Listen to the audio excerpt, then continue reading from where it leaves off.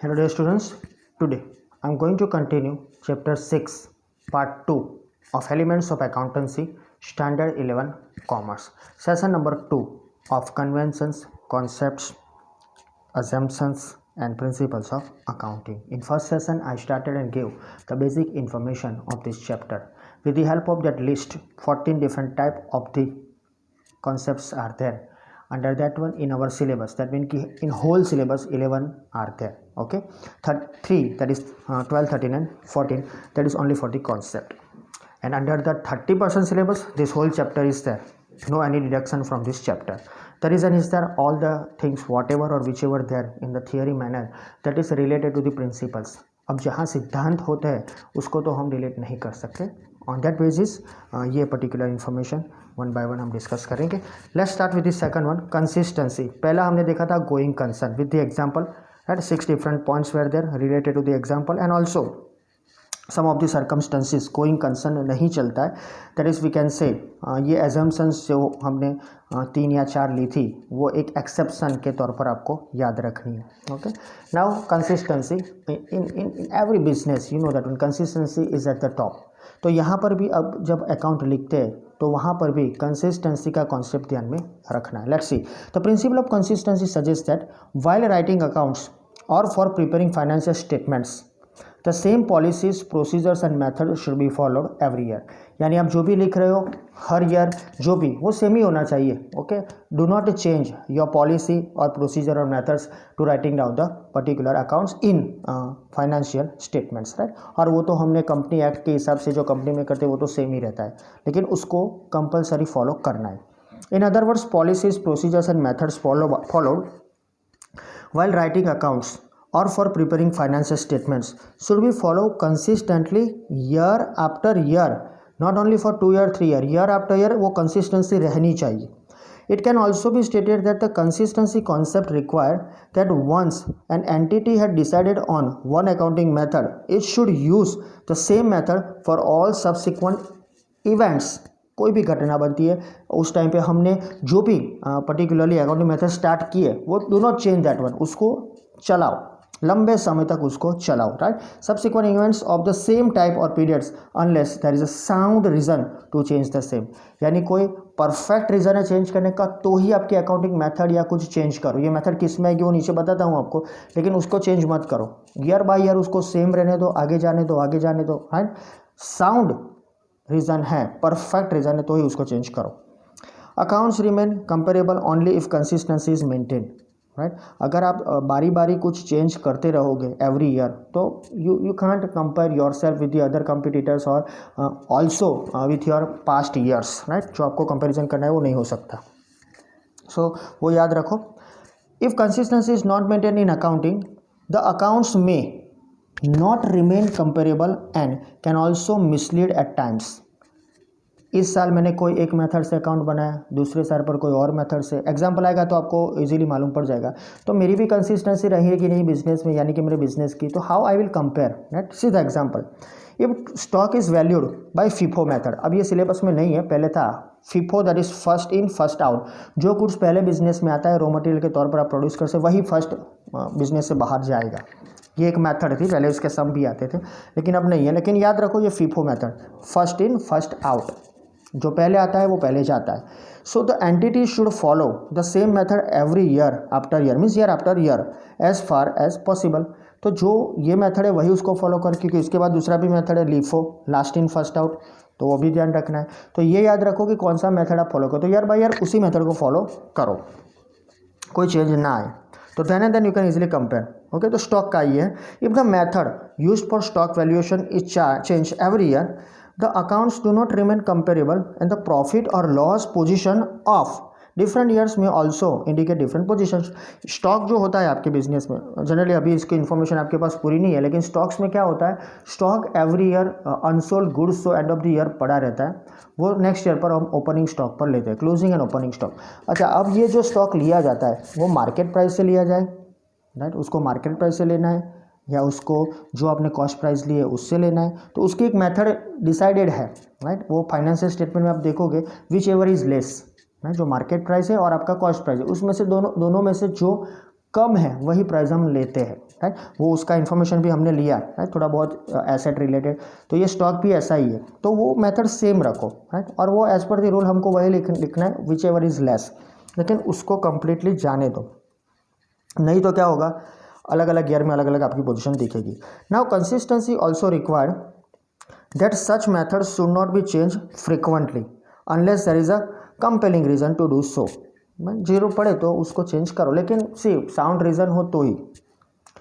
It should be remember that an accounting practice that is followed based on some accounting principle और concept जो भी हम follow करते हैं, राइट, कंसिस्टेंसी और consistently does not violate the principle of consistency. जो भी आप लिखते हो कंसिस्टेंसी का जो भी प्रिंसिपल है उसको वायोलेट मत करो, वो सेम रहने दो, राइट। अगर वो वायोलेट हो गया तो रिजल्ट अच्छा नहीं आएगा। For example valuation of stock at cost और market price which ever is less, मैंने अभी बोला आपको, right. This will not violate the principle of consistency, तो ये वायोलेट नहीं करता है। विच एवर इज लेस, आपको मालूम है जो कम है वो लेना चाहते हो आप, इसके पीछे भी अकाउंटिंग का कोई ना कोई प्रिंसिपल है ही, यही कंसिस्टेंसी रख लो, राइट। तो ये वायोलेट नहीं करता है। कंसिस्टेंसी कॉन्सेप्ट रिफर्स, ये याद रखना, ये एग्जाम्पल कोई भी आप चेंज करो तो वायोलेट नहीं करता। अच्छा आपने ज़्यादा प्राइस ली तो फिर वायोलेट होगा, ये याद रखना। अगर आपने cost of market, cost price और मार्केट प्राइस जो विच एवर इज लेस की जगह विच एवर इज मोर लिख दिया और जो मोर प्राइस है वो ले ली तो फिर वायोलेट हो जाएगा, okay. So consistency concept refers to consistency over a time and it does not mean that the treatment of different categories of transactions must be consistent, right? It must be consistent, it must be consistent with one another. तो जो भी consistency है आपके business में over time चलनी चाहिए, उसको कोई ना कोई तरीके से आप मेंटेन करो, right. It only means that transactions in a given category must be treated, right. जो भी ट्रांजेक्शन है कोई भी कैटेगरी के जो भी आपको दिया हुआ है must be treated consistently from one accounting period to the next one. तो यहाँ ये ध्यान रखो कि जो भी ट्रांजेक्शन आप लिख रहे हो, परचेज, सेल, कोई भी any transaction, right, different categories के ऑफ डिफरेंट ट्रांजेक्शन, तो वो अलग अलग तरीके से एक साथ जाने चाहिए। ऑल्सो ट्रांजेक्शन जो भी एक कैटेगरी है, परचेज के है, सेल्स के है, एक्सपेंसेस है, must be treated consistently from one accounting period to the next one, right. आपको मालूम है कमीशन, इनकम, एक्सपेंस दोनों है, तो उसको ऐसे ही जाने दो, फिर उसमें कुछ चेंज ना करो। यार ये तो एक एग्जांपल है, उसमें कई तरह के चेंजेस आते रहते हैं related to the consistency. Change जो है वो नहीं आएगा, डेबिट है वह डेबिट ही होगा, एक्सपेंस है वो अभी एक्सपेंस ही होगा, लेकिन अकाउंटिंग रूल के हिसाब से आप एवरी ईयर चेंज करने जा रहे हो तो आपको चेंज लाने की क्यों ज़रूरत पड़ती है वो देखो, है, क्योंकि सी कंसिस्टेंसी सब में रहनी चाहिए। फॉर एग्जांपल इससे आपको मालूम पड़ जाएगा fix assets are valued at cost, आपको मालूम है where inventory that is where as inventory यानी हमारा स्टॉक और स्टॉक इन ट्रेड, राइट, जो बेचने जा रहे हो, इज वैल्यू एट कॉस्ट और market price which ever is less. तो यहाँ ये ध्यान रखो फिक्स कॉस्ट हमने अभी 5th चैप्टर नहीं चला तो आपको मालूम है, लेकिन डेप्रिसिएशन जो लगेगा, राइट, वो डेप्रिसिएशन फिक्स एसेट पर जो भी लगता है वो परसेंटेजेस के तौर पर लगता है, राइट। तो वो कॉस्ट प्राइस पर लगता है ना कि वो मार्केट प्राइस पर। उसका भी रीज़न हमने कल देखा गोइंग कंसर्न में, क्यों मार्केट प्राइस पर नहीं लगता है, क्योंकि हम उसको बेचने के लिए नहीं परचेस कर सकते, दैट इज द रीज़न। तो वो लगता है कॉस्ट प्राइस से, और जो स्टॉक है उस पर लगता है टोटली मार्केट और particular cost price which ever is less पर। So here there is no violation of principle of consistency. यहाँ वायोलेशन नहीं हो रहा है, लेकिन आप कुछ उल्टा करोगे, यहाँ मार्केट प्राइस लोगे, यहाँ विच एवर इज मोर लोगे, या यहाँ सिर्फ कॉस्ट प्राइस लोगे स्टॉक में, ये नहीं चलेगा, तो वायोलेशन कहा जाएगा। Next one continue in the consistency principle personal bias can be avoided. मेरा तुम्हारा अकाउंटेंट है, किसी का पर्सनल बायस नहीं आएगा। The accountant has to follow consistently the same set of principles, practices, procedures और मेथड एवरी ईयर। जो भी अकाउंटेंट, चलो अकाउंटेंट बदल गए हैं तो फिर हमारी कंसिस्टेंसी तो अकाउंट लिखने में वही रहनी चाहिए, because he has different type of the knowledge, right, और he has the perfect knowledge regarding the account, तो उसमें कोई भी चेंज आना चाहिए नहीं, ये प्रिंसिपल कंटिन्यू रहना चाहिए। The logic behind the principle of consistency is that the users of financial statements lost confidence in the accounts if frequent changes are made in the policies or practices based on personal whims and fancy of those preparing the same, right? That is not good. जो person बना रहा है अपने हिसाब से कुछ change करे वो नहीं चलेगा, एवरी ईयर उसमें कोई चेंज आए वो भी नहीं चलेगा। The users will not accept all this things, they won't accept, वो एक्सेप्ट नहीं करेंगे, राइट। कोई भी मैनेजमेंट है, कोई भी बैंक है, कोई भी गवर्नमेंट ऑफिशियल्स है, टैक्सेशन रिलेटेड कोई भी जो है वो क्यों क्यों आपको एक्सेप्ट करे आपकी policy, because everyone it is change. तो ये लोग उसको एक्सेप्ट नहीं करेंगे, क्योंकि हमारे जो यूज़र्स है, यूज़र्स यानी एवरी टाइम द सेम, तो मैं फिर से रिपीट नहीं करूँगा। Users means already in first chapter में discuss that one, management, government, banks, creditor, debtor, right, directly indirectly जो भी हमारे बिजनेस से जुड़े हुए सब हमारे कस्टमर्स, राइट, हमारे एम्प्लॉयज़, ओके, जो भी सप्लायर जो भी आते, क्रेडिटर सप्लायर सेम होते हैं, तो सबको हम, तो यूज़र्स मानी ये सब याद रख लेना। सो ये फैंसी प्रिपेयरिंग जो हम करते हैं वो नहीं एक्सेप्ट करेंगे। Some of the examples are there, right, illustration that is based on the particular concept of this one. First one, if depreciation is provided by written down value method in a year, the same method should be followed consistently every year. Written down method में क्या होता है, chapter second में हम देखेंगे, right, कि जो भी बाकी आती है एंड ऑफ द ईयर उसको ही फॉलो करते हैं, नेक्स्ट ईयर दूसरी, थर्ड ईयर दूसरी, फोर्थ, यानी यहाँ पर सेम नहीं रहता है। तो हम दो मेथड से करते हैं, एक सिंपल मेथड है और दूसरा है रिटर्न डाउन मेथड। तो ये दोनों मेथड से, रिड्यूसिंग मेथड भी बोल सकते हो उसको, तो वो दोनों मेथड से जब अलग अलग हम डेप्रिसिएशन डिक्रीज करेंगे, मीन्स कट करेंगे, तो वो नहीं चलेगा, सिर्फ एक ही मेथड को फॉलो करना है। तो कंसिस्टेंसी रहनी चाहिए डेप्रिसिएशन में, राइट। तो रीडर जो है फाइनेंशियल स्टेटमेंट के, जो भी रीडर होते हैं, right, they can compare easily the profitability of different periods without any need for adjustment in figures। वो देख सकता है आराम से, उसको मालूम पड़ जाता है कि ये company always simple method use करती है, राइट, स्ट्रेट लाइन मेथड, यानी simple method that is straight line method, वो आपको चैप्टर सेकंड में समझाएंगे। स्ट्रेट लाइन मेथड और दूसरी मेथड है हमारी written down value method, reducing balance method भी उसको बोलते हैं। एग्जाम्पल है, if the method is change from straight line to written down value method in the next year, the comparison of profit और loss of 2 years would require analyst to take into account, right. ये पहले समझ लेते हैं क्यों ऐसा होता है, क्योंकि स्ट्रेट लाइन में कई बार ऐसा होता है सेम टाइप का आपका डेप्रिसिएशन कट होगा, राइट, और जो रिटर्न डाउन है, रिड्यूसिंग बैलेंस है, उसमें जो भी बैलेंस रहता है उसके ऊपर कट होता है आपका डेप्रिसिएशन। सो एनालिस्ट जो करते हैं एनालिसिस, राइट, कंपैरिजन जो होता है प्रॉफिट लॉस का 2 year का, जो भी पर्सन करेगा वो may be take into the account the different of the things. कौन सी देख लेते हैं। So take into the account the, here he will take into the account of the impact of the change in the method of depreciation। वो कैसे उसको मालूम पड़ेगा, आपने कुछ मेंशन किया है कि हमने अकाउंट मेथड जो डेप्रिसिएशन का है वो चेंज किया है तो उसका ध्यान जाएगा यूज़र का, डिपेंड्स। तो however if there is no change in method the comparison of results of 2 years would be easier. तो उसको मालूम पड़ेगा कि सेम मेथड जा रहा है, that's good. Next example, the method of stock valuation should be followed consistently and it should not be change frequently. वो stock का कोई मेथड चेंज नहीं करता है जनरली, फिर भी कि ये स्टेटमेंट जो है टोटली याद रखो कि this statement is based on principle of consistency as it suggest that accounting practice should remain the same from 1 year to another. ये रिपीटेटिव थिंग है, राइट, फिर से आ गया है। So it is not proper to value stock in trade according to one method in 1 year and according to another method next year. Stock in trade यानी जो आप बेचने के लिए तैयार है वो स्टॉक की बात करें, वो यहाँ पर इस साल हमने लिखा है, रखा है, जो भी मेथड है वो हमारा, right, which ever is less, और दूसरे सर आप लिखते हो कॉस्ट प्राइस ओनली, तीसरे सर आप लिखते हो market price only, right, which ever is more भी लिख सकते हो। तो ये सब करने की ज़रूरत नहीं है, सिर्फ एक ही मेथड को फॉलो करो। तो ये है हमारा सेकंड नंबर का था, that is consistency. Third one, concept number third, accrual concept. अब ये कॉन्सेप्ट थोड़ा आगे के दो से अलग है। कैसे? This concept is relevant in the area of revenue and cost. ये जो हमारा कॉन्सेप्ट है वो इनकम और एक्सपेंस पर जाता है, राइट, यानी रेवेन्यू और कॉस्ट पर जाता है। सो रेवेन्यू और cost are accrued, that is recognized. Accrued मानी ये वर्ड याद रखना, accrual that is recognized as they are earned और incurred and not only when cash is received और पेड। तो यहाँ पर ये हमारा पर्टिकुलर कॉन्सेप्ट रिकॉग्नाइजेशन के ऊपर जाता है कि जो हमने कमाया है और वो कॉस्ट हुआ है, जो कॉस्ट मीन्स जो इनकम हमने अर्न की है, रेवेन्यू अर्न किया है, और जो कॉस्ट होने वाला है। Not only when cash is received और पेड, जब ये कैश रिसीव्ड और पेड करके तब की बात नहीं है, उसके सिवा भी जब वो अक्रूड हुआ है, रिकॉग्नाइज हुआ है, उसकी बात है। Also the revenue and cost will be recorded in the period to which they relate. अब नेक्स्ट ईयर का है तो हम उसको आपको मालूम है यूज़ करते हैं अलग अलग नाम से, वो भी आपके सिलेबस में है, वो भी देखेंगे।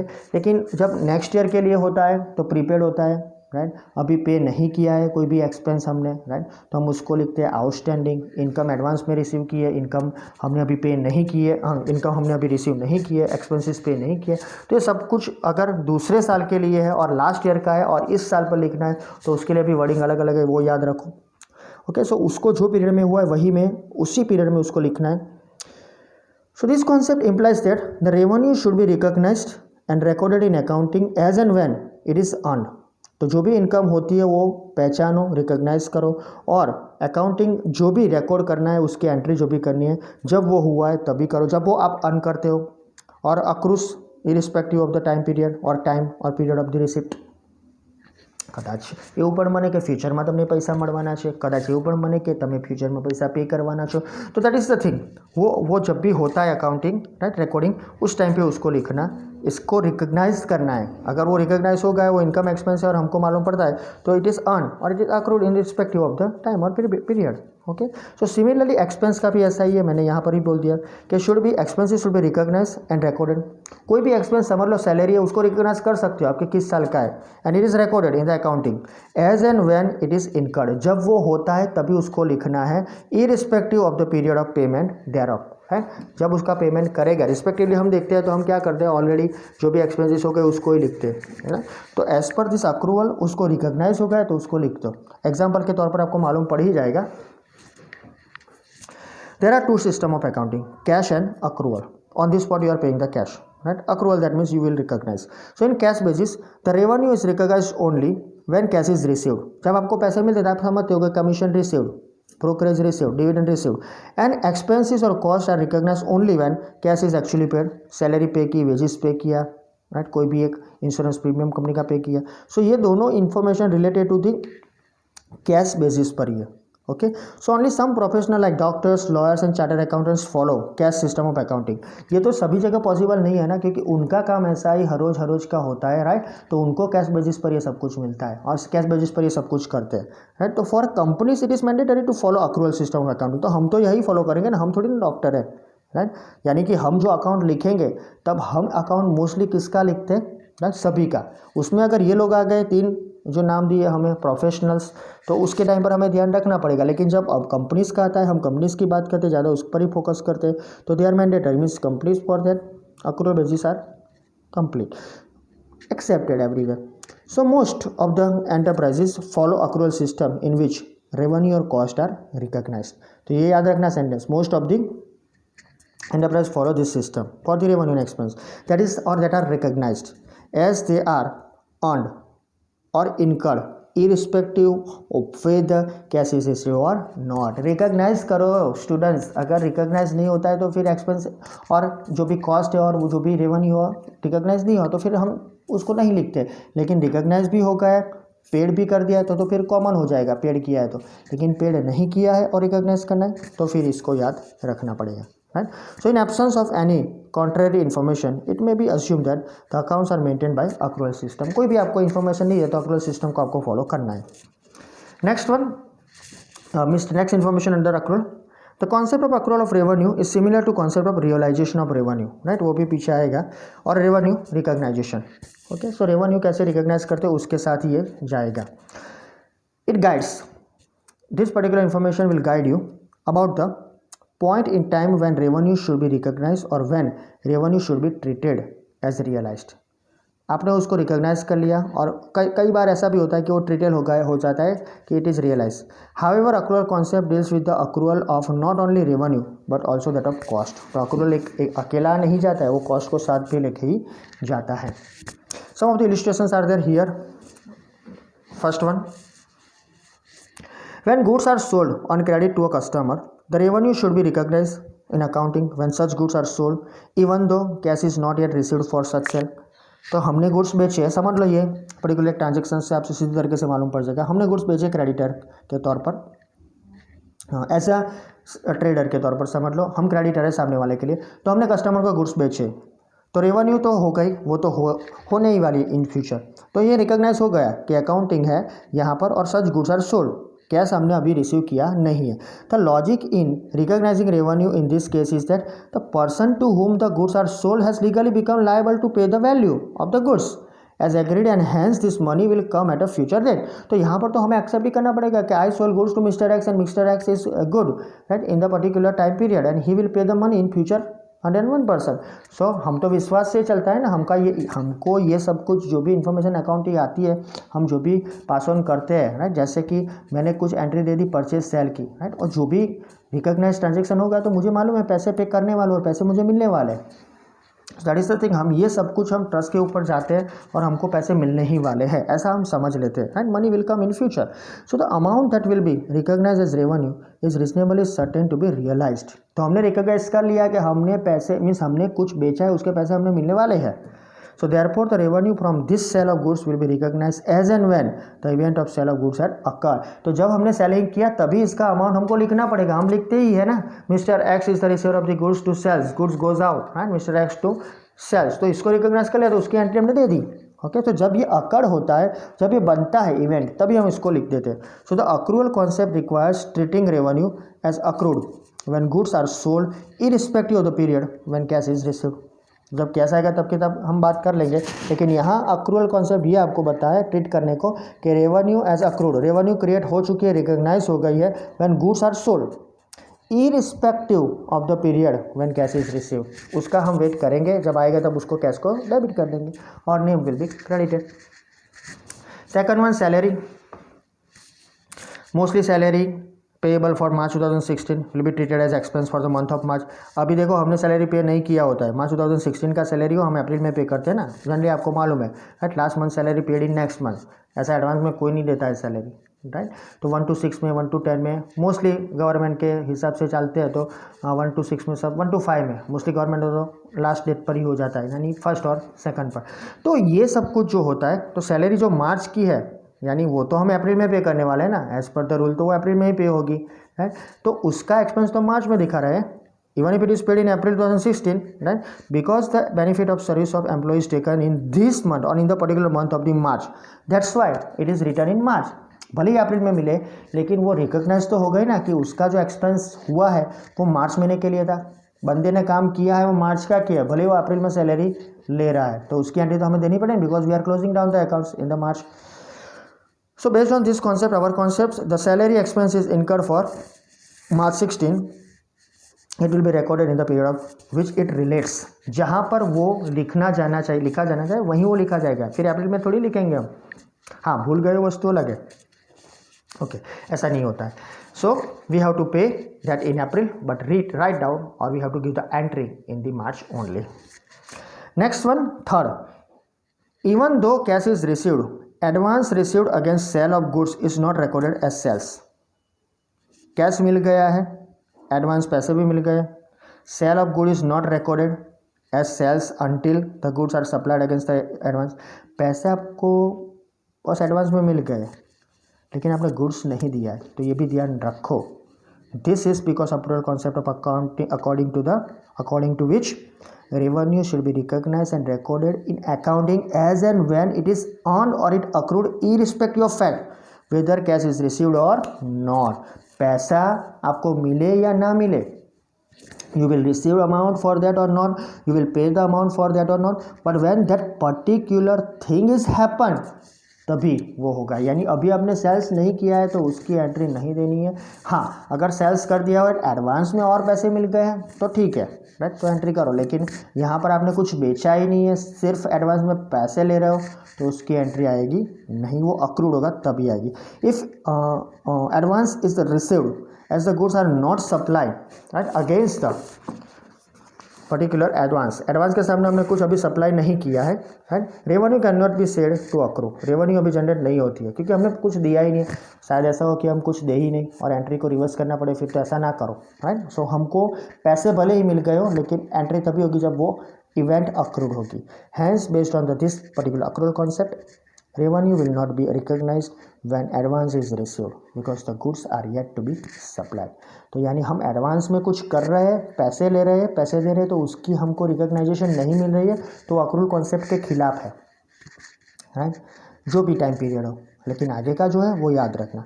Next one, the international accounting standard committee, याद रखना full form sorry, IASC, International Accounting Standard Committee, and the Institute of Chartered Accountants of India, ICI, that is the common, right, आपको मालूम ही है. treats following three concept as the fundamental accounting assumptions. ये तीन हमारी fundamental assumptions जो हमने अभी complete की, going concern, consistency and accrual. तो याद रखना, दोनों का नाम भी याद रखना, IASC और ICAI, दोनों ने इसको फंडामेंटली अकाउंटिंग अजम्पशन में डाला है. That is good thing. So ये थे हमारे फंडामेंटली तीन, राइट. उसके नाम याद रखना, गोइंग कंसर्न, कंसिस्टेंसी और अक्रूवल. अब आगे जाते हैं. That is fourth one, accounting entity concept. That is related to the accounting entity. Let's start. This concept is also refer to as business entity, जो हमने पहले ही शुरुआत में देख लिया था हमारी टर्मिनोलॉजी में. कॉन्सेप्ट और एंटिटी कॉन्सेप्ट और separate entity concept by some authors, right. उनका अलग अलग विचार है, उन्हें रजू किया है, मीन्स प्रेजेंट किया है उन्होंने as per their knowledge. Accounting entity हम देखेंगे. So according to this one, it is assume that for the purpose of accounting the entity is treated as having separate existence and is different from that of its owner और owners, right. ये तो हमारे लिए OCM में भी आ गया है, separate entity जो हम देख चुके हैं, राइट. सेपरेट एग्जिस्टेंस, अपने ओनर से उसका वजूद कुछ अलग ही है. Okay. Only when the transactions between owners and business entity are recorded treating them as two separate entities, right. जब भी हम उनके ओनर के ट्रांजेक्शन लिखते हैं तब उनको हम सेपरेट एंटिटी आइडेंटिफाई करते हैं, राइट. वो याद रखना. The true picture of the firm और entity will be advisable, sorry, it is available. Sometimes it happens कि जब भी हम ट्रांजेक्शन्स लिखते हैं ओनर्स और बिजनेस के भी, तब हम यूज़ करते हैं कुछ ना कुछ नाम, जैसे कि ड्राइंग या कैपिटल, राइट. तो ये रिकॉर्ड होंगे treating them as two separate entity, तब उसको हम सेपरेट एंटिटी के तौर पर देखते हैं, राइट. सो ये ट्रू पिक्चर आपको फर्म का या एंटिटी का इजीली अवेलेबल होगा. For example, Renuka Rajdev is proprietor of, she याद रखना, Renuka Rajdev is proprietor of messrs Ahmedabad corporation. तो नाम तो अहमदाबाद कॉरपोरेशन, लेकिन प्रोपराइटर रेणुका राजदेव है. सो इन दिस केस, दो Renuka Rajdev is the sole owner of Messrs Ahmedabad Corporation, she will treated as entity separate from that of Messrs Ahmedabad Corporation for the purpose of accounting. तो जब आप account लिखने जा रहे हैं तो रेणुका बहन जी जो है, राइट, वो प्रोपराइटर, सोल प्रोपराइटर है. भले ही सोल प्रोपराइटर है, वो कैपिटल ला रहे हैं, ड्राइंग कर रहे हैं, सब कुछ कर रहे हैं, लेकिन वो सेपरेट है अहमदाबाद कॉरपोरेशन से. So according to the particular things, if she withdraws any money और goods from the business entity Ahmedabad corporation, the business entity will debit the amount thereof of her drawing account, right. वो तो सही है ना, वो तो हमने पहले भी देख चुके हैं. उसमें तो नाम भी सेम होता था ना, यहाँ नाम सेम नहीं है, फिर भी she is the owner, right. Sole proprietor वही है, तो हम नाम लिखेंगे ड्राइंग अकाउंट. सेम मैनर में जाएंगे कि जब वो कैपिटल लाएगी, राइट, तो सिंपली उसका कैपिटल अकाउंट क्रेडिट होगा. So this concept can also be extended to accounting separately for various divisions और ब्रांचेस ऑफ अ फर्म और company in order to ascertain the results of each division separately. तो ना कि एक particular soul provider के लिए, एक division के लिए, एक पर्टिकुलर यूनिट के लिए, राइट, कोई भी पर्टिकुलर ब्रांचेस के लिए, सब में ये बैंकिंग जो हम ट्रांजेक्शन्स करते हैं, राइट, उसमें भले ही नाम पर्टिकुलर पर्सन का जा रहा हो, राइट, लेकिन वो तो तौर पे हम देखेंगे तो अहमदाबाद कॉरपोरेशन का ही है, तो उसमें भी उनके नाम से ही काम करते हैं. ये अलग बात है, बैंकिंग ट्रांजेक्शन्स को हम यहाँ नहीं लिखते हैं. लेकिन अगर ये अहमदाबाद कॉरपोरेशन समझ लो कि कहीं ना कहीं तरह, राइट, कोई अपने नाम से कुछ ट्रांजेक्शन्स करता है, तो उसके पीछे एक सेपरेट आइडेंटिटी अहमदाबाद कॉरपोरेशन की है, ना कि रेणुका की. Renuka she is the owner, only one owner, लेकिन दोनों साथ में जाएंगे. यहाँ ट्रांजेक्शन के तौर पर हम ड्राइंग और कैपिटल लिखते हैं. ओके. सो आगे, if she bring some capital in the business entity, the business entity will credit her capital account, ये देखा. So the concept can also be extended to accounting separately for various divisions of branches. हाँ, ये भी हमने information ले ली. तो अलग अलग ब्रांचेस के लिए कंपनी के असर्टेन करना है हमें results of each division separately, उसको भी हमें कंसिडर करना है. So due to this concept only some branches are preparing its own accounts independently. इसीलिए इसी कॉन्सेप्ट को बेस पर रखते हुए कई डिविजन्स अपने अकाउंट्स अलग से लिखता है. Once again, on the base concept of this one, based on this concept, accounting is done for only those transactions and event which affect the business. हम तो उसका ही अकाउंट लिखते हैं ना, पर्सनल का तो अकाउंट ड्राइंग और कैपिटल से जाता है, यानी कि जो बिजनेस के रिलेटेड है उसको ही हम अकाउंटिंग में डालते हैं. So personal transactions of owner और owners, may be whatever, may be more than one owner is that, which are not affecting business at all are not recorded in the books of accounts of business. तो हमने शुरू से ही आपको मालूम है, chapter first में से ही दिख रहा है कि ओनर्स के जो पर्सनल एक्सपेंसेस होते हैं हम डेबिट क्रेडिट करते हैं और ड्राइंग और कैपिटल के तौर पर, लेकिन बिजनेस के सिवा के ट्रांजेक्शन तो हम बिजनेस में नहीं लिख सकते ना। So each entity is considered as a separate entity from its owners even if such entities have common owners, right, वो तो सेपरेट है ना। So treating each entity as separate, accounts are maintain for each entity separately, सबके लिए अलग अलग बनाना पड़ेगा। सीधा example, Naveen Khandelwal is proprietor of messrs Khandelwal associate and is also proprietor of another firm messrs Naveen associate, तो दोनों के ओनर तो वही है ना। तो इन this case all this entities via, that is जो भी है, राइट, जिसका नाम हम बोलते हैं कि जो साथ में चलते हैं कि we include that all the things, right, Naveen Khandelwal, Khandelwal associate and Naveen associate will be treated as separate entities for the purpose of accounting. तो ये तीनों, राइट, वी कैन से वीज तीनों के नाम लिखते हैं हमने, Naveen Khandelwal, Khandelwal associate and Naveen associate, ये तीनों के तीनों, राइट, अलग अलग entity for the purpose of accounting, बंदा एक ही है, Naveen Khandelwal. So due to the separate entity concept और अकाउंटिंग एंटिटी कॉन्सेप्ट, दोनों का नाम याद रखना, separate entity, accounting entity, right, entity concept, business entity concept, all are the same name. Owners capital is shown on the liability side of the balance sheet of the business entity. ये आपको 5th chapter में मालूम पड़ेगा कि हमको ये कहाँ लिखना है, right. So forms of business organization, under that all this information is important. देख लेते हैं कि बिजनेस ऑर्गेनाइजेशन जो भी फॉर्म है, sole proprietor, partnership, companies, cooperative society और लीगल एंटिटी जो भी है। So in SP this and sole proprietorship the accounting entity concept differs from legal concept. क्यों? So here accounting concept according to this one, according to this particular concept, owner and business are treated as two separate entities. However, law does not distinguish between these two. Legally, since the liability of proprietorship firm or proprietary concern is unlimited, right? तो ये याद रखो कि जब आप sole proprietorship पे जाते हो, राइट, कि शायद कोई एक पर्टिकुलर कोई एक लायबिलिटी के तौर पर आप कुछ क्रिएट कर रहे हो, राइट, तो between proprietary firm and proprietor, तो ये डिस्टिंग्विश नहीं है। Legally both are same. See the liability of the proprietorship firm और proprietary concern is unlimited, right. So personal assets of proprietor can be attach for the payment of the business liabilities and business assets could be use for discharging personal liabilities. तो ये तो वैसे देखा जाए तो अच्छा है इसलिए कि अनलिमिटेड लायबिलिटी में दोनों साइड बेनिफिट होता है, लेकिन मोस्टली लॉस कहाँ जाता है, बिजनेस में, पर्सनल में तो कुछ ऐसा होता नहीं है, लेकिन दोनों एक दूसरे के सामने हम यूज़ कर सकते हैं। इन फर्म, ये हमने देखा सोल प्रोप्राइटर का, फर्म में लिमिटेड लायबिलिटी हो सकती है, LLP, limited liability partnership, because of unlimited liability of the partners, net personal assets after discharging personal debts can be applied for paying of the liabilities of the partnership firm. मेरी personal asset में बेच सकता हूँ और बेचना पड़ेगा अगर firm under loss है। Similarly, assets remaining in partnership firm after paying off the firm's liability can be applied for discharging the personal liabilities of partners to the extent of their share.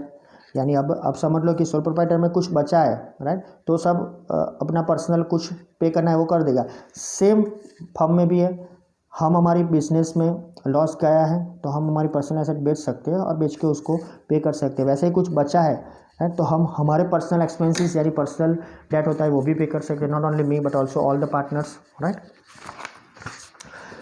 सो ये चीज़ है। चलो थोड़ा आगे देखते हैं legally क्या हो रहा है, यही आगे चल रहा है। Next one under this point, consistency accounting period entity में, legally a company has a status of an artificial person. दो देखा, सोल प्रोप्राइटर देखा, उसके बाद पार्टनरशिप फर्म देखा, है। सो डिस्टिंक्ट फ्रॉम इट्स, जो एक आर्टिफिशियल पर्सन है अपने ओनर से अलग है। So distinct from its owners and share holders. One share holders pay full amount of capital subscribe by them, they are not liable to contribute any additional amount for companies liability, right. तो share holder ने पूरा amount, full amount capital subscription का दे दिया है, तो अब तो वो कुछ नया लायबिलिटी पे करने में कर देने वाले हैं नहीं, राइट, क्योंकि उनका पूरा काम हो गया। So separate entity of owners from business entity can be easily understood in this case of the company form of organization. मैंने शेयर परचेस कर लिया, शेयर होल्डर्स का काम हो गया, राइट, कंपनी का पूरा सब्सक्रिप्शन जो होता है वो कंप्लीट हो गया, तो अब तो उसकी लायबिलिटी में मेरा कोई हिस्सा नहीं है ना, अब तो जो बेचेगा वही है, तो इसलिए यहाँ तो लिमिटेड लायबिलिटी होती है ना। सो when owner is considered as an entity separate from the business entity. It helps in preparation of accounts and knowing the result of the business. तो भले ही वो सेपरेटली कुछ काम कर रहा हो लेकिन रिजल्ट में तो उसका हिस्सा रहता ही है. Based on this concept only one can know whether business resources are used efficiently और नॉट, राइट. तो सेपरेट बिजनेस एंटिटी से अलग है बंदा, पर्सन अलग है, और प्रिपरेशन अकाउंटिंग में उसकी ज़रूरत है. हम रिजल्ट जान सकते हैं. और ये कॉन्सेप्ट आपको बताता है कि एनीवन, कोई भी बिजनेसमैन होता है, कोई भी, राइट, वो एफिशिएंटली रिसोर्सेज यूज होते हैं कि नहीं वो भी देख सकता है. हम शेयर होल्डर्स है कंपनी के, हम पार्टनर्स है फर्म के, राइट. हम कोई एक सोल प्रोप्राइटरशिप चलाते तो हमको तो मालूम होता ही है उसमें तो. So when owner is treated as an entity separate from that of the business enterprise, the owner shall have their claim on the assets of the business entity. वो उसके ऊपर क्लेम भी कर सकता है ना. So balance sheet also suggest this. वहाँ हमारी बैलेंस शीट भी आएगी 5th चैप्टर में, तब देखेंगे कि for example Renuka, if Renuka Radhya, हमने देखा ना आगे, has introduce capital of rupees 1 lakh in her proprietary firm that is messrs Ahmedabad corporation. She has claim to that extend on the assets of messrs Ahmedabad corporation. तो खुद ने कुछ स्टार्ट किया है ना कॉर्पोरेशन, तो उसका तो हिस्सा है, तो वो क्लेम कर सकती है, right. So let us understand this particular thing. Assets पर उसका हक रहता है with the help of N illustration of balance sheet based on imaginary numbers. ये एक बैलेंस शीट है, राइट. अभी आपके सिलेबस में नहीं आया है, 5th चैप्टर में आएगा, इसके पहले का आया एक्चुअली. तो वहाँ हम लिखते हैं, देखो एक इमेजिनरी इन्फॉर्मेशन है कि कैपिटल लायबिलिटीज एसेट्स है. रेणुका का कैपिटल 1 लाख है, उसको पे करना है 2 लाख क्रेडिटर्स को, लेकिन उसकी एसेट्स क्या है, फिक्स एसेट उसके पास 75,000 है और करंट एसेट है 2,25,000. तो ये तो ट्रायल बैलेंस हमने सीखा, तो उसके हिसाब से बैलेंस शीट आपको आएगा बाद में, उसमें भी सेम ही आएगा, दोनों सेम रहेगा. तो यहाँ ये तो होगा कि जिसकी उसकी लायबिलिटी उसका उतना ही उसका एसेट्स है. Now it can be seen from the above balance sheet that owners capital is also shown on liability side like the any other creditor. तो जो रेणुका है उसका भी इंफॉर्मेशन यहाँ है, देखो, right. So the above information can also भी presented in the form of an accounting equation, जो हमने आगे देखा था, राइट, पहले 4th चैप्टर में ना, 4th चैप्टर पार्ट 1 में. Capital 1 lakh plus outside liabilities 2 lakh is equal to total assets 3 lakh. तो capital plus liability is equal to total assets. तो in short we can say C plus L is equal to A, तो A is equal to C plus L. तो ये तो clear हो गया. तो ये फंडामेंटल जो भी अकाउंटिंग इक्वेशन है वो कई बार हमें अलग तरीके से मालूम होता है, लेकिन वी कैन से कि the owner is an entity different from the business. ये याद रखो, यहाँ जो ओनर है वो बिजनेस से अलग आइडेंटिटी क्रिएट करता है. उसे में भी हम ये सीख चुके हैं. थोड़े एग्जाम्पल से देख लेते हैं इसके related. Here are the illustration. First one, when college fee of son of proprietor is paid from the business entity, the drawing account of the proprietor is debited with such amount. We can say drawing account debited to cash or bank. तो this statement is based on accounting entity concept. याद रखो, ये जो statement आएगा वो accounting concept पे तौर पर है.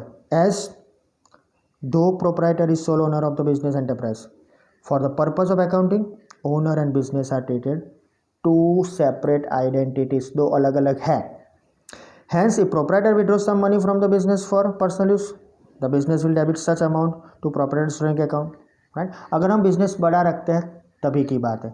छोटा बिजनेस होता है तो हम ड्राइंग ही लिखते हैं, राइट. अगर बड़ा बिजनेस है तो प्रोप्राइटर्स ड्राइंग अकाउंट लिखते हैं, राइट. उसका एक ट्रायल बैलेंस में भी इंफॉर्मेशन आया था, ओनर्स कैपिटल, राइट, लिखा था उसमें, याद होता आपको. वो आपको इन्फॉर्मेशन देने के लिए ही था. नेक्स्ट एग्जाम्पल है इसके रिलेटेड, ये ड्राइंग वाला है. नेक्स्ट वन है, when partner of a partnership firm introduce his capital in the firm, the firm will credit this amount to partner's capital. यानी हमें यहाँ भी सेम ही जाएगा ना, cash comes in cash account debited to capital. Capital क्या के नाम आएगा पार्टनर का, टू एम्स कैपिटल, क्योंकि वो दे रहा है ना, क्योंकि पार्टनर तो एक होता नहीं है, दो या उससे ज़्यादा ही होते हैं. तो एम्स कैपिटल, तो एम ला रहा है तो उसका कैपिटल क्रेडिट होगा. So this is because the partner and firm are two separate entities for the purpose of accounting based on this particular concept of accounting entity, right. So that is the thing. आगे third one देखते हैं. Partnership firm gives interest on partners' capital account. नहीं, जो भी partners पैसे लाते हैं उसके ऊपर उसको इंटरेस्ट मिलता है. And charges interest on the partners drawing depending upon the agreement. वहाँ एग्रीमेंट होगा और पार्टनरशिप फर्म एग्रीमेंट से ही स्टार्ट होता है ना, राइट, 1932 एक्ट के हिसाब से. तो जो पार्टनर पैसे ला रहा है उसको इंटरेस्ट भी मिलेगा, जो पार्टनर पैसे ले जा रहा है उससे इंटरेस्ट भी लिया जाएगा. तो ये कॉन्सेप्ट याद रखना, जब भी नेक्स्ट ईयर काम लगेगा, क्योंकि नेक्स्ट ईयर पार्ट 2 अकाउंट का पूरा पार्टनर के ऊपर ही, पार्ट 1 पूरा पार्टनर के ऊपर ही है। तो पार्टनर जो भी बेनिफिट लेता है, राइट, जो भी उसको बेनिफिट मिलता है, ड्राइंग लेता है, तो उसके ऊपर उसको इंटरेस्ट देना पड़ता है। अगर वो विड्रॉल करता है तो ही, और वो डिपॉजिट करता है, कोई एक फर्म को पैसे देता है, राइट, तो उसको उसके बेनिफिट पे इंटरेस्ट के तौर पर मिलेंगे, राइट। ये इसलिए होता है कि वही पैसे अगर वो दूसरी जगह डालेगा तो उसको रिवॉर्ड मिलेगा, इसीलिए, राइट। सो ये एग्रीमेंट के तौर पर होता है। एग्रीमेंट में जो कंपलसरी नहीं है, इंटरेस्ट देना ही है, ये डिपेंड करता है एग्रीमेंट के तौर पर। कुछ इन्फॉर्मेशन नहीं है तो नहीं देना होता है। So this based on accounting entity concept that treats partners and firm two separate entities accounting के पर्पज पर। Fourth example, independent branches prepares its own trial balance separately because of accounting entity concept as it is a separate entity for the purpose of accounting। तो अलग अलग branches होता है ना, एक भी कंपनी होती है उसका अलग अलग ब्रांचेस डिवीजन होता है, तो अपने अलग अलग ट्रायल बैलेंस के हिसाब से बनाते हैं। કારણ કે ધ્યાન એ દોરવાનું છે કે એકાઉન્ટિંગ એન્ટિટી એમના માટે કોન્સેપ્ટ अलग अलग રીતે જાય છે ને, સેપરેટલી છે, એ લોકોનું કામ પણ સેપરેટ છે, दैट इज द रीज़न है। तो ये तीनों के तीनों एग्जाम्पल हमने देखे, एक्चुअली हमने देखे 5, लेकिन 2 रिपीट थे related to the, right, four है, और उसमें से सोल प्रोप्राइटर, पार्टनरशिप के 2 और एक कंपनी लेवल का। सो that is the fourth one. Now moving towards the next one, that is the fifth concept, we can say the name or we will give the detail of money measurement concept, that is here also, कि हम उसको detail में देख ही लेते हैं। चलो fifth one, money measurement. ये तो बहुत सिंपल सा है, कुछ भी चीज़ हो मनी में मेजर होना चाहिए। Money measurement concept, in business all transactions are represented in money और money related monetary unit. For accounting money is accepted as common measurement unit. Commonly money के पैसों से सिवा कुछ भी एंट्री हम अकाउंट में देते ही नहीं ना, नॉन इकोनॉमिक ट्रांजेक्शन की एंट्री होती ही नहीं है। तो जो भी इकोनॉमिकल है तो मॉनिटरी है, right. So economic worth of assets and liabilities as also revenue and expenses are stated in monetary terms for the purpose of accounting. ये सब हम पैसों में ही लिखते हैं। So monetary measurement concept has 2 implications, याद रखो उसके 2 implications है। Transactions which can be measured in terms of money will be recorded in monetary terms in accounting and the transactions which can not B measured in terms of money will not be recorded in the books of accounts. ये पहली बार थोड़ी ना है आपके लिए, आपने पहले chapter से ही आपको मालूम है कि economic and non economic transactions, monetary and non monetary transactions. तो मॉनिटरी रिकॉर्ड करेंगे, नॉन मॉनिटरी रिकॉर्ड करेंगे नहीं। और इनकम एक्सपेंसेस जो भी हो मॉनिटरी में कन्वर्ट होता है ना। So though physical units are involved in many financial transactions or monetary transactions, accounting thereof is made in terms of common measurement unit of money only based on the particular concept of money measurement concept। तो यहाँ तो यही कहा जाता है कि physical units जो भी आपके अलग अलग फाइनेंशियल ट्रांजेक्शन्स में होते हैं, राइट। सो अकाउंटिंग के तौर पर हम देखा जाए तो एक कॉमन मेजरमेंट है मनी, उसमें हम उसको कन्वर्ट करते हैं, राइट। कोई एक पर्टिकुलर बिजनेस है, उसका जो भी स्टॉक है वो पैसों में ही हम कन्वर्ट करते हैं ना, जो सेलिंग करते हैं वो भी पैसों में होता है, एक्सपेंस वो भी पैसों में, इनकम वो भी पैसों में। तो एक कॉमन मेजरमेंट हमने डाला हुआ है, that is coming under MMC, that is money measurement concept. See the example, if you purchase 5 chairs and 10 tables, chair and tables, the total amount paid or payable for this furniture items will be debited to furniture account। दोनों साथ में लेंगे ना हम, और हम common नाम देंगे उसका, furniture account debited to so and so. Though the quantity of the chairs and tables may be recorded in narration of transaction, the accounting entry will be based on monetary value of such items purchase. तो हम नीचे क्या लिखेंगे, पहले लिखेंगे furniture account debited to cash, अगर cash से pay करते हैं तो, नहीं करते हैं तो फिर फ्यूचर में करेंगे। तो हम लिखेंगे furniture account debited to cash और बैंक अकाउंट, 5 चेयर की कीमत और 10 टेबल्स की कीमत, ये समझ लो 5,000 रुपया है, यह समझ लो 2500 रुपीज़ है। तो टोटल 7,500 रुपीज़ हमें लिखना है। पर नीचे बीइंग में हम लिखते हैं ना, नरेशन में हम लिखते हैं being 5 tables at rupees so and so and 10 tables, 5 chairs at rupees so and so and 10 tables at rupees so and so purchased by cash, लेकिन it is consider as furniture, तो हमने furniture के तौर पर उसको लिखा है। So totally furniture account तो डेबिट होगा, टोटल अमाउंट के साथ नरेशन में देंगे। So the accounting LV will be based on monetary value of such items purchase. Similarly when wages are paid based on number of hours और days worked to different workers, the transactions will be recorded in the books of accounts based on the monetary amount which is involved, तो उनका जो भी काम है ना, वो समझ लो 8 घंटे के लिए काम किया, 5 घंटे के, उसका रेट जो होगा वो हम देंगे। लेकिन वेजेस तो ऑलवेज डेबिटेड हो गए ना, वो एक्सपेंस है, तो वेजेस अकाउंटेबल टू कैश, वो बैंक से नहीं जाते, तो वेजेस टू कैश, वो आपको मालूम है, तो उसको रिकॉर्ड करेंगे हम। बेस अकाउंट वो मॉनिटरी अमाउंट है ना। So for any revenue expense और रेवेन्यू इनकम और एसेट्स और liabilities, money is the only measurement unit and hence for accounting the concept of money measurement is well accepted. तो यहाँ ये तो एक्सेप्टेड का होगा ही ना, क्योंकि सब मनी में ही होता है, right? आगे यहाँ पर this concept has two important particular limitations. ये लिमिटेशंस याद रखो, ये उसके हम बोलते हैं कि साइड इफेक्ट्स है। पहला, the transactions and events affecting business too important are not recorded in the books of accounts of business if they cannot be measured in terms of money। तो कई ट्रांजेक्शन्स ऐसे होते हैं कि बिजनेस के लिए बहुत ज़रूरी है, फिर भी हम उसको रिकॉर्ड नहीं करते, बिकॉज वो मॉनिटरी ट्रांजेक्शन्स नहीं है, बिकॉज उसको मनी में हम कन्वर्ट नहीं कर सकते, बिकॉज उसका मेजरमेंट पैसों में नहीं होता है, इसीलिए। और second, the money value changes from time to time but the transactions are record in the books of account, right? It their monetary value on the date of transactions and hence the effect of change in value of money is totally ignore. तो जब भी कुछ भी changes होता है money transactions में, measurement में, तो वो तो यहाँ लिखा नहीं जाता है, तो दूसरी लिमिटेशन है। तो दो लिमिटेशन याद रखो, पहला कि मनी में जो कन्वर्ट होता है वही हम लिखते हैं, और दूसरा जो भी एंट्री दे दी है लेकिन उसके बाद जो मनी वैल्यू चेंजेस होगी तो उसकी इफेक्ट तो आएगी नहीं, उसको हम इग्नोर करते हैं। सीधा example, land purchase in the year 2005 is recorded at its historical cost, जब हमने परचेज किया था, से ₹2 crore, and even if the value of such land is ₹50 crore in 2016 as the accounts are prepare on the basis of historical cost. याद रखना ये cost क्या है, the cost at the time when the transaction has taken place. जब हमने purchase किया तभी की जो कॉस्ट है, जब हमने वो पे किया था तब उसके 2 करोड़ थे, वही हम लेते हैं। So thereby the effect of change in the value of money is ignore. बॉस ये तो लिखना ही पड़ेगा ना, तो फिर हम क्या कर रहे हैं, राइट? आपका फाइनेंशियल जो भी स्टेटमेंट है वो आएगा, उसमें आप देखोगे कि यदि पैसे आपने जो दिए हैं उसकी वैल्यू आप देखो, 2005 से लेकर 2016 तक 2 करोड़ से सीधा 50 करोड़ हो गया है, फिर भी हम अभी 2 करोड़ में हैं। तो what about the amount of ₹48 crore, वो तो हम इग्नोर करते हैं ना। तो यही है अकाउंटिंग प्रिंसिपल, जो मनी मेजरमेंट कॉन्सेप्ट का एक लिमिटेशन है। उसका रीज़न भी आपके पास है, क्योंकि हमने वो लैंड बेचने के लिए नहीं परचेस की है, राइट? उसका रीज़न हमने देखा गोइंग कंसर्न में, राइट? क्यों नहीं ले रहे, लेकिन मनी मेजरमेंट के तौर पर देखें तो उसकी लिमिटेशन आती है। तो ये प्रॉब्लम है। तो हम तो 2 करोड़ को ही लेके चलते हैं, तो अभी तो उसकी वैल्यू निकला तो बहुत आगे निकल जाएगी, तो ये मनी मेजरमेंट को हम इग्नोर करते। और हिस्टोरिकल प्राइस यानी the cost at which the total particular land और whatever the asset was purchased and thereby the effect of change in value of money is ignore.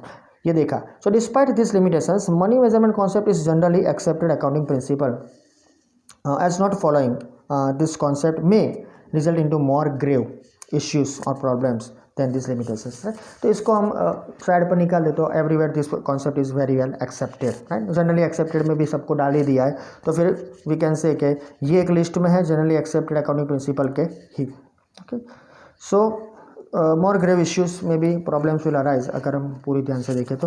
लेकिन some of the practices और illustrations are here, let's see. पहला वाला, no accounting entry is recorded. ये जो हमने बोला था मैंने कि कई ट्रांजेक्शन्स ऐसे हैं जो इग्नोर किए जाते हैं मनी के सिवा। देख लो कि accounting entry is not given, और may be we can say some of the reasons are there, क्यों नहीं देते, कि strike by factory workers even if it is an important event affecting the business. वो स्ट्राइक कर रहे, production नहीं हो रहा है, तो वो इवेंट तो इफेक्टिव है ना, राइट? तो फिर भी उसकी एंट्री तो नहीं हो रही है। So as this event can not be measure in terms of money, that is the reason. So no accounting entry is made according to the double MC, that is money measurement concept.